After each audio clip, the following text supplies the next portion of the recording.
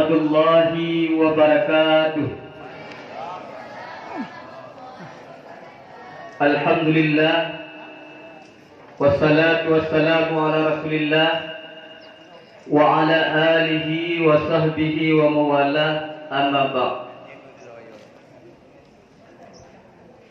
Yang kami hormati Bapak Profesor Dr.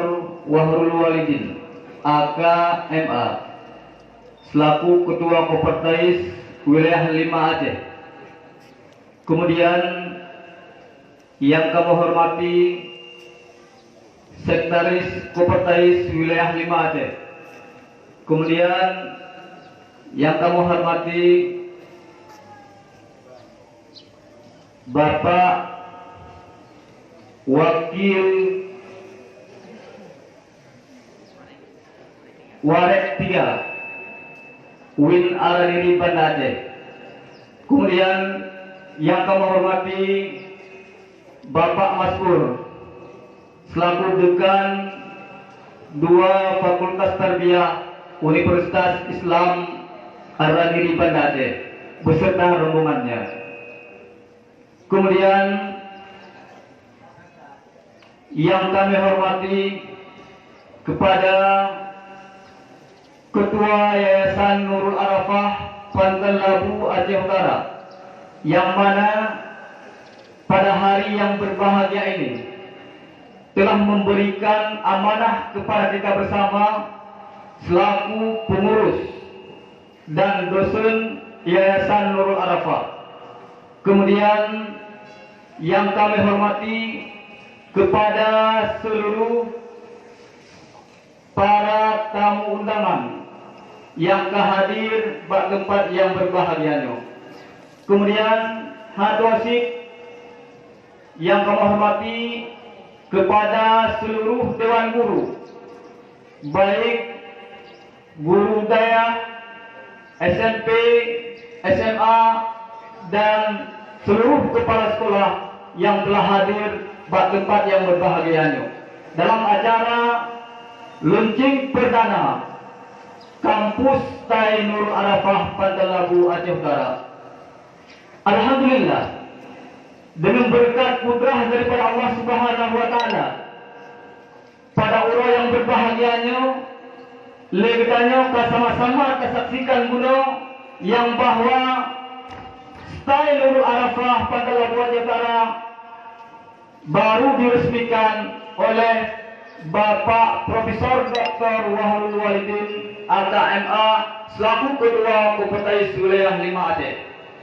Alhamdulillah, bajut yang dapat disampaikan yang bahwa atas kepercayaan daripada Ketua Yayasan dan benda yang telah dikukuhkan oleh Bapak Kopertais, beban yang telah diberi kepada kita Bandung, kepada kamu selaku pengurus Tai Nurul Arafah, kamu sanggup menjalankan sendirian tanpa dukungan daripada tokoh-tokoh masyarakat, khususnya di wilayah Kota Pantai Labu. Kamu sangat perlu kritikan yang bersifat membangun, saran untuk majunya lembaga Sekolah Tinggi Agama Islam Nurul Arafah Pantai Labu Aceh Utara. Kemudian selanjutnya dapat kami lampurkan kepada Bapak Ketua Kopertais beserta rombongan yang bahwa Tai Nurul Arafah Pantai Labu Aceh Utara telah keluar izin pada tanggal 28 Desember 2018, yang mana SK dari Kementerian Agama Republik Indonesia, kemudian juga telah keluar izin SK Badan Akreditasi Nasional dari BANPT. Kemudian setelah keluar izin, kamu pun kamu terima mahasiswa, Pak.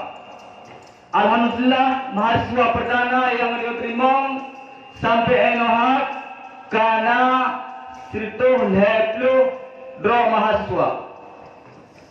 Pun tak terima mahasiswa pada watenya dengan bentuk lage-lage biasa ANC. Nak kapagat ikut tes dan nak berbagai macam dapat tes. Maka dalam halnya, kamu atas nama pengurus sangat-sangat perlu bimbingan dan arahan daripada bapak-bapak, baik bapak prof ataupun bapak dekan, yang sangat kamu perlu bimbingan demi majunya lembaga pendidikan style Nurul Alfah Pantalabu yang ada di kawasan kita ni. Cuma hanya sekian yang dapat saya sampaikan. Hadanallahu wa iyyakum ajma'in. Assalamualaikum warahmatullahi wabarakatuh.